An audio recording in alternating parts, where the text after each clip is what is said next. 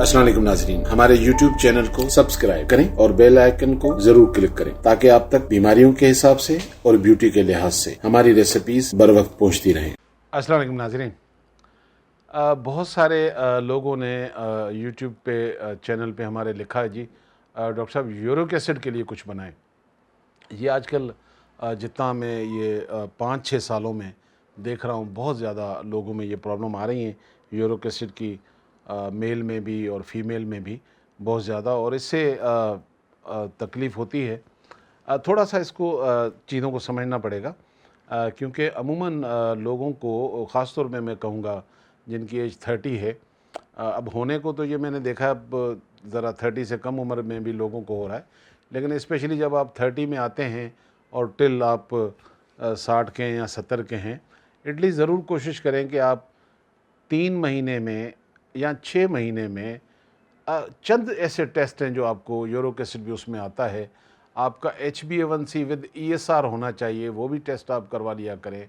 और कभी ये जो आपका HbA1c जो शुगर का टेस्ट होता है हर 3 महीने में एक दफ़ा, वो भी करा लिया करें।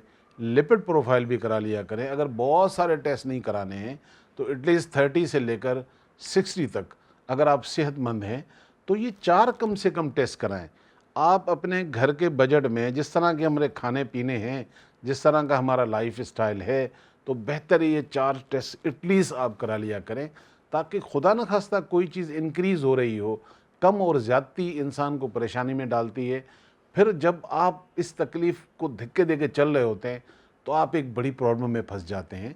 तो बेहतर है कि इनको जहाँ से भी आप कराते हैं, किसी भी लैब से, आप अपने जो भी आपके नज़दीक डॉक्टर होता है उसको दिखा दिया करें। अल्लाह ताला हम सबको सेहत में रखे।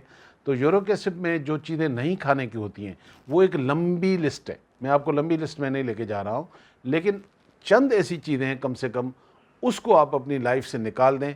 अगर आपको ये पता चल गया है कि आप यूरिक एसिड के पेशेंट हैं, और जो कि फ़ीमेल में आखिरी नंबर होता है 6 और मेल में होता है 7, अब इन नंबरों पे पहुंच जाएगा अगर आपका यूरिक एसिड का नंबर, तो फिर इसका मतलब है कि सिग्नल लाल बत्ती अब जल चुकी है, गाड़ी आप ना चलाएं।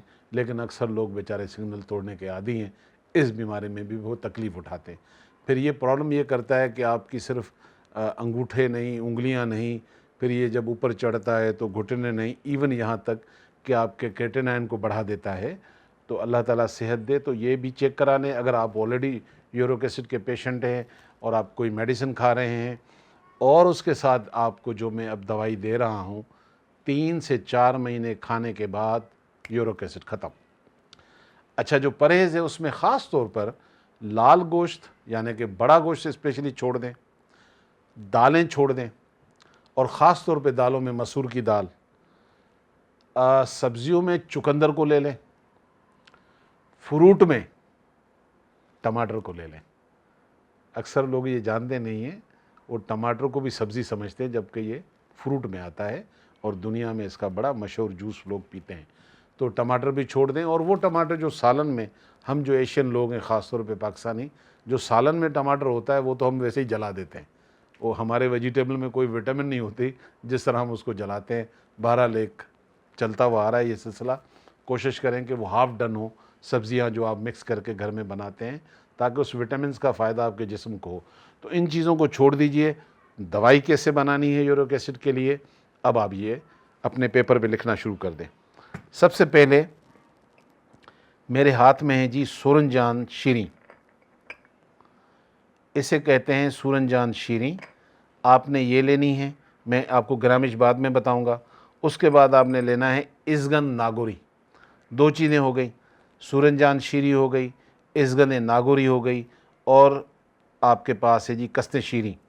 अच्छा, ये जो है कस्ते शीरी, आप देखेंगे थोड़ा सा आपको हेवी मशीन चाहिए होती है इसको तोड़ने के लिए। तो ये आपने 3 चीज़ें हो गई।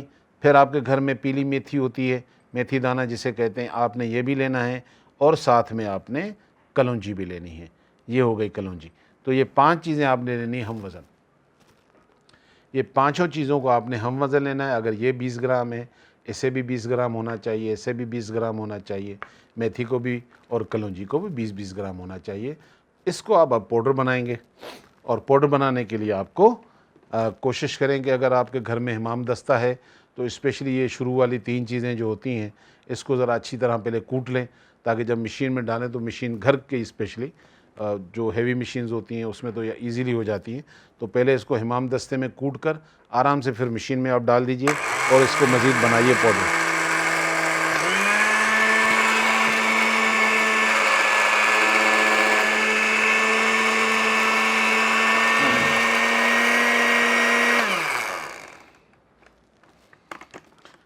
ہم آدھا کام کر کے رکھتے ہیں ٹائم بچانے کے لیے، ہم نے اس کو کوٹ کے کافی حد تک پاؤڈر بنا کے رکھا تھا، فردر اس کو باریک کرنے کے لیے تاکہ آپ کو یہ آئیڈیا ہو جائے کہ یہ کتنا باریک ہوتا ہے، اور پھر اللہ کا نام لے کے اس کو آپ نے یہ لے جی، یہ آپ کی ہو گئی دوائی ریڈی، یہ دیکھیں بہترین ہو گیا، زبردست اروما ہے اس کا۔ آپ نے دن میں 2 دفعہ آدھی چمچی صبح شام کھانے کے بعد لینا ہے، ½ ٹی اسپون، یس، یعنی کہ جو آدھا ہے وہ بھی تھوڑا سا ٹاور کی طرح تھوڑا بھرا ہوا ہونا چاہیے، ½ ٹی اسپون صبح، ½ ٹی اسپون شام، کھانے کے آدھا گھنٹہ چھوڑ کے جب آپ کا دل چاہتا ہے آپ لے لیں، دن میں 2 دفعہ لیجئے گا۔ اگر آپ اس کے پیشنٹ ہیں اور آپ دوائی کھا رہے ہیں اور آپ یہ چاہتے ہیں کہ میں وہ دوائی بھی کنٹینیو رکھوں تو آپ رکھ سکتے ہیں، اور آپ یہ چاہتے ہیں کہ میں وہ دوائی چھوڑنا چاہ رہا ہوں آپ چھوڑ سکتے ہیں، لیکن 10-15 دن کے بعد، کیونکہ آلریڈی آپ میڈیسن لے رہے ہیں، وہ کیمیکل فارم میں ہے، یہ نیچرل فارم میں ہے۔ نیچرل فارم میں جانے کے لیے پہلے اس کو جانے دیجیے کچھ دن، اس کے بعد آپ اپنی ٹیبلٹ چھوڑ سکتے ہیں یا اپنے قریبی کسی ڈاکٹر سے مشورہ کر سکتے ہیں، اور 1 مہینہ کھانے کے بعد آپ اس کو چیک کرا سکتے ہیں کہ آپ نمبر دیکھیں گے کم ہونا شروع ہو جائیں گے۔ 4 مہینے ہم کہتے ہیں کیور کو، کہ بالکل بیلنس ہو گیا، اللہ تعالیٰ نے آپ کو نجات دے دی اس سے، اور آپ کو اب میڈیسن کی کوئی ضرورت نہیں ہے، اور وہ جو چیزیں آپ نے چھوڑی تھی وہ آپ کھا سکتے ہیں، مگر تعداد کم رکھیے گا کیونکہ یہ چیزیں ٹریگر کرواتی ہیں، اور ضروری نہیں ہے سب کو، مگر سرٹن لوگوں کو، کیونکہ جب آپ صحیح ہوتے ہیں تو پھر آپ بیٹھے ہوئے ہوتے ہیں کہیں نہ کہیں، کٹاکٹ بھی چل رہے ہوتے ہیں، آپ کی نیاریاں بھی چل رہی ہوتی ہیں، ہیوی کھانے کھا رہے ہوتے ہیں، پھر آپ ہضم بھی نہیں کر رہے ہوتے ہیں اس کو، کیونکہ واک تو میری زندگی میں، آپ کی زندگی میں اب رہی نہیں، اس طرح کی ایکٹیویٹیز ہماری ہے نہیں، تو اس لیے پرابلم ہوتی ہیں زیادہ۔ تو سب سے زیادہ توجہ دیا کریں اپنے لائف اسٹائل پر۔ ہم لائف اسٹائل پر توجہ نہیں دیتے، ہم زیادہ تر دیتے ہیں ڈاکٹر پہ توجہ کہ وہ ہمیں صحیح کر دے۔